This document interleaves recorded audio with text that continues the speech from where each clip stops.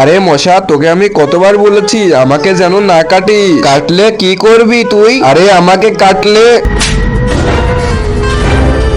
আরে বাপরে, এটা কি হলো? কাটলো ওরা, ওর বউ কেন এসে মারলো? কারণ আমি হলাম ওর বউ, ওর রক্ত শুধু আমি খাবো, আর কেউ খেতে পারবে না। আর যদি কেউ খাই তারে মেরে ফেলবো। তাই বুঝি? আমি দেখছি ও কিভাবে মারে আমাকে।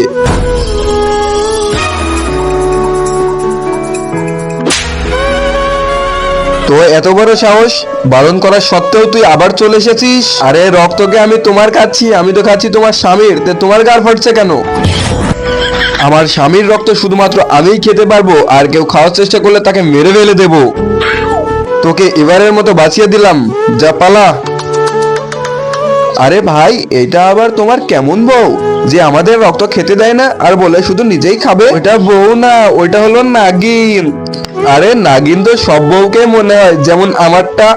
কুত্তার বাচ্চা, তোকে আমার নাগিন মনে হয়? আরে ভাই, আসলেই ও একটা নাগিন। আচ্ছা তাহলে একটা ডিল করি, আমরা যদি তোমার বউকে মেরে ফেলতে পারি তাহলে তুমি আমাদের কি খেতে দিবে? কি এটা তোমরা করতে পারবে? তাহলে আমি তো আমার গায়ের সব রক্ত তোমাদের খেতেই দিয়ে দেবো। এবার হবে আসল মজা। ইরে তো আমি এক কামড়ে মেরে ফেলবো, তুমি এখানেই দাঁড়াও।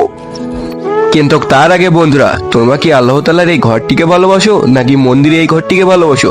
যদি আল্লাহ তাআলার এই ঘরটিকে ভালোবাসে থাকো তাহলে একটি লাইক করে চ্যানেলটিকে সাবস্ক্রাইব করে দিবে, আর কমেন্টে বলে যেও আই লাভ ইউ আল্লাহ। আর যদি না করো আমি বুঝে যাবো তোমরা মন্দির ঘরটিকে ভালোবাসো।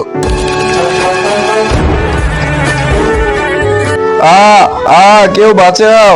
আ আ আরে বউ, আমার এমন মনে হচ্ছে কেন? কারণ আমি হলাম একটা নাগিন, আর খাবি রক্ত? আরে কার চক্করে পড়ে কার রক্ত খেয়ে ফেললাম।